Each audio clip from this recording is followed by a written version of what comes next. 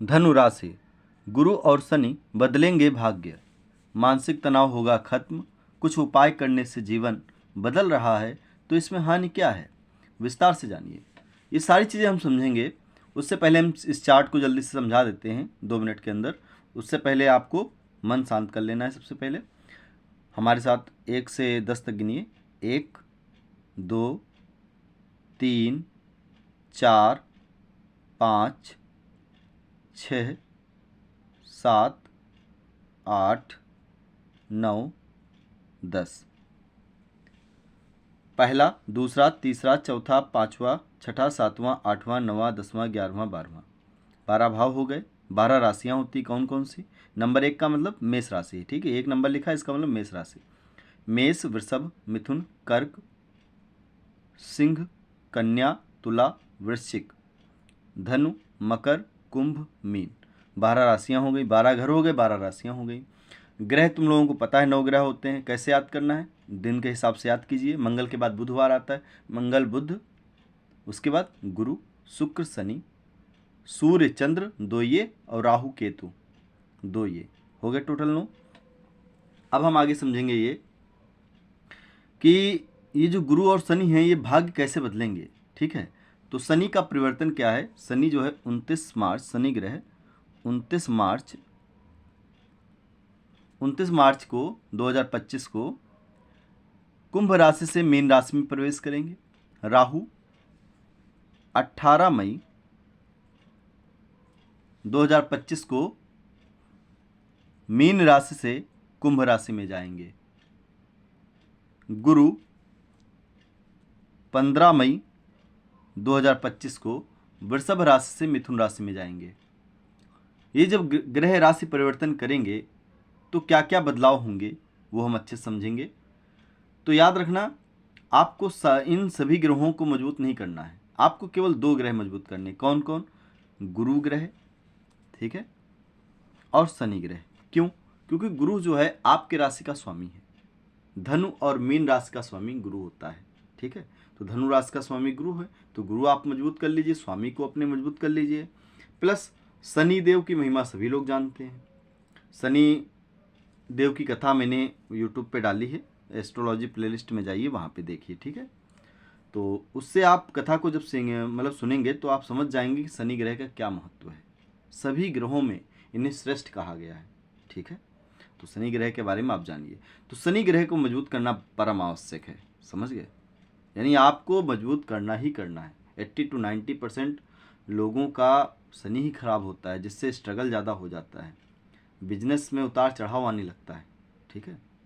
तो इसे हम समझेंगे अच्छे से कि कैसे इसे मजबूत करना है। तो सबसे पहले हम गुरु ग्रह की बात करेंगे। तो गुरु ग्रह अगर मजबूत होता है तो होता क्या है, तो बच्चों के प्रति प्रेम होता है। ऐसे लोगों को, जिनका भी गुरु ग्रह मजबूत है ना, वो बच्चों से बहुत प्रेम करते हैं। मतलब छोटे बच्चे जहाँ भी दिख जाएंगे बस उन्हें लगाव होता है छोटे बच्चों से, ठीक है। मतलब कुल मिला के बच्चों से इन्हें लगाव रहता है। बच्चों की देखभाल अच्छे से करते हैं। अगर इनको सौंप देंगे ना आप, तो समझ लो आप इतनी देखभाल नहीं कर पाएंगे, इतनी देखभाल करेंगे, समझ गए। खुशहाल वैवाहिक जीवन होता है, जीवन में तरक्की और सफलता मिलती है, संबंध अच्छे से निभाते हैं। अगर इनसे रिश्ता अगर आपका जुड़ा हुआ है, जिनका गुरु अच्छा है, कोई भी हो, चाहे वो पुरुष हो चाहे महिला हो, अगर उसका गुरु अच्छा है ना, तो आप समझिए वो रिश्ता बहुत अच्छे से निभाएगा। और जो लोग आपके साथ अच्छे से रिश्ता निभा रहे हैं ना, उनका आप गुरु चेक करेंगे ना, अच्छा ही होगा, समझ गए। अगर आप अच्छे से रिश्ता निभाते हैं तो आपका गुरु अच्छा है। आप बात करते हैं कि धोखा देना इनके चरित्र में नहीं होता है, जिनका गुरु अच्छा है। ज्ञान अर्जित करने की धुन में हमेशा रहते हैं ऐसे लोग। उच्च पद को प्राप्त करते हैं गुरु जिनका भी अच्छा होता है। अधिकतर ये ऐसे लोग जो होते हैं शिक्षक बनते हैं, नेता बनते हैं, डॉक्टर बनते हैं, समझ गए। धार्मिक प्रवृत्ति वाले होते हैं, मतलब कोई भी धार्मिक कार्यक्रम होगा उसमें अगर इन्हें बता दिया जाए कि भाग लेना है तो ये भाग जरूर लेंगे। भंडारा अगर कराना है तो आप इनसे संपर्क कीजिए, इनका गुरु अच्छा है। इन लोगों से जब भी संपर्क करेंगे चंदा ये देंगे और मदद भी करेंगे आपकी, ठीक है। गुरु ग्रह का महत्व क्या है। ज्योतिष में गुरु को जो है ना शुभ माना गया है। गुरु को धनु और मीन राशि का स्वामी होता है, मैंने ये बात बताई है, ठीक है। तो इसीलिए आपको स्वामी को तो खुश करना ही है। गुरु जो होता है ना कुंडली में, वो अगर कर्क राशि में बैठा हुआ है ना तो उच्च राशि है, वो कर्क उसकी उच्च राशि है, यानी उच्च राशि, उच्च है गुरु। गुरु उच्च किस राशि में होता है? तो कर्क राशि में। और नीच का किस में होता है? तो मकर राशि में। गुरु को ज्ञान का कारक माना गया है और संतान, धार्मिक कार्य, धन का भी कारक माना गया है। कारक का मतलब क्या होता है? इसकी वजह से ये होता है, ठीक है। ज्ञान आपको कब मिलेगा अच्छे से? जब गुरु अच्छा होगा। संतान आपको प्राप्त होगी, अच्छी संतान, गुरु की वजह से, समझ गए। तो गुरु जो है ना 27 नक्षत्रों में 3 नक्षत्र कौन कौन से? पुनर्वसु, विशाखा और पूर्वा भाद्रपद, इनका स्वामी है। गुरु के बारे में एक बात और याद रखना, अगर कोई पूछ ले कि जो बृहस्पति हैं गुरु, ये किसके पुत्र हैं? तो ऋषि अंगिरा के पुत्र हैं ये, ठीक है। और इनकी माता कौन है? तो स्मृति। जो अंगिरा ऋषि थे, इनके 2 पुत्र थे, एक का नाम था जीव, एक का नाम था उत्थय। जीव जो थे वो बुद्धिमान थे और स्वभाव से बहुत ही शांत थे। अपनी इंद्रियों पर जीव ने काबू कर लिया था, मतलब बस में कर लिया था इन्होंने अपनी इंद्रियों को। इसलिए भगवान शिव ने इन्हें गुरु की उपाधि दी है। देव गुरु बृहस्पति की उपाधि जो है किसने दी है? भगवान शिव ने, समझ गए। अगर कोई पूछे तो बता देना। गुरु कमजोर होता है ना तो पढ़ाई में मन नहीं लगता है। आप समझो गुरु कमजोर होने के क्या क्या लक्षण होते हैं। गुरु जो कमजोर होता है ना तो धन हानि होने लगती है, भाग्य का साथ नहीं मिलता है, पेट संबंधी समस्याएं आ जाती हैं, फेफड़े संबंधी समस्याएं आती हैं, फेफड़ों से संबंधित, विवाह में देरी होने लगती है, वैवाहिक जीवन में अनबन होने लगती है। आप ध्यान से सुनते रहिए बस। संतान संबंधी समस्याएं होने लगती हैं, लोगों से सहयोग नहीं मिलता है, मान सम्मान खत्म हो जाता है, संतान संबंधी समस्याएं तो आने ही लगती हैं, ठीक है। ये समझ लो, संतान संबंधी जो समस्याएं आती हैं गुरु की वजह से आती हैं।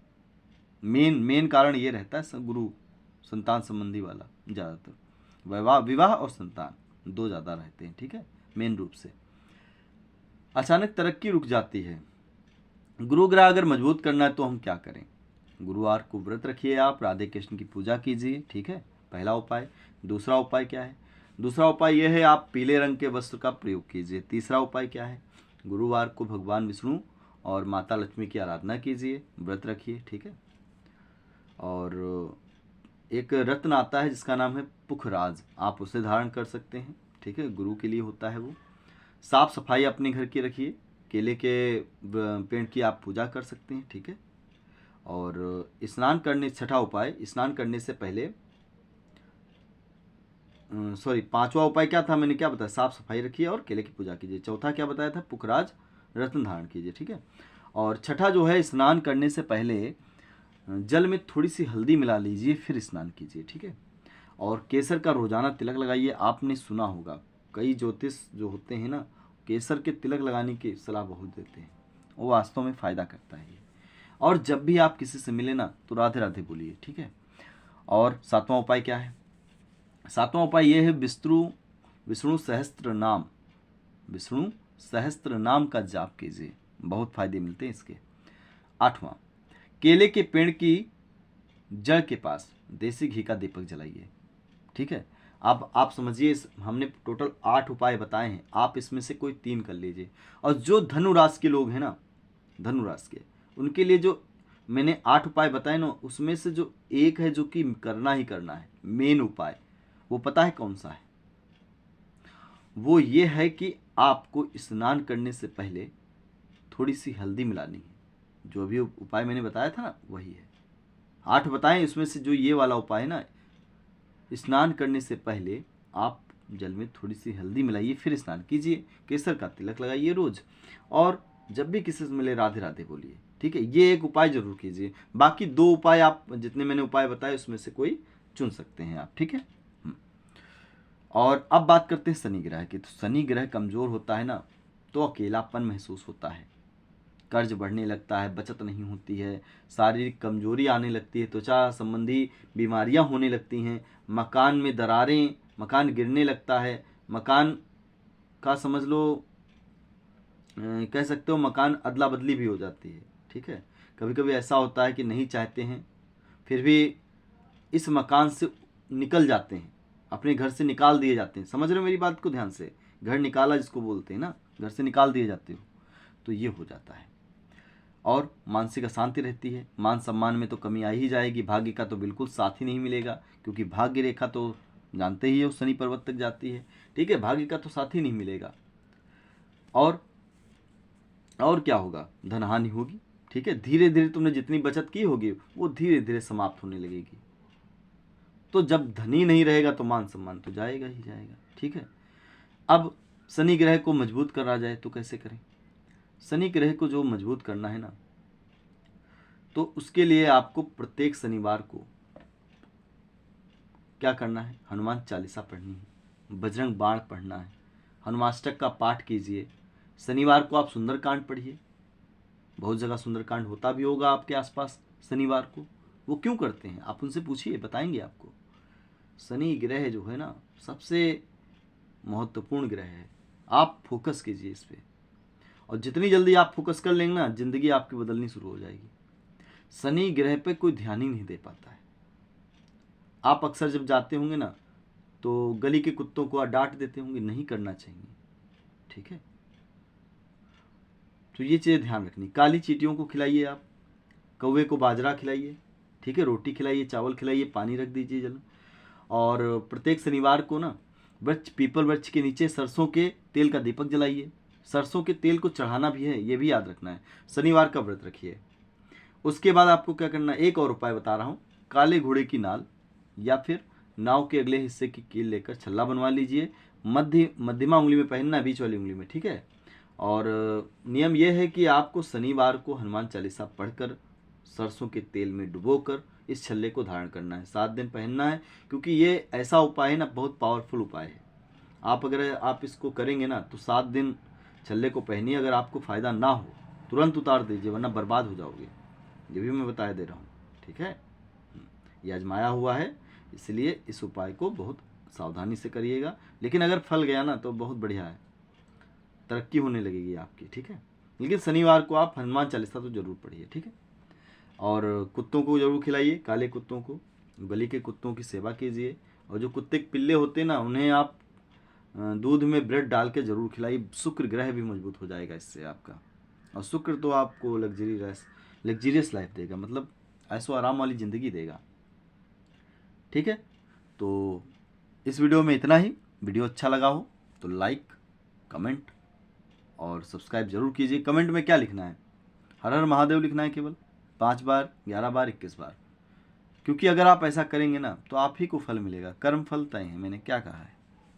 धन्यवाद।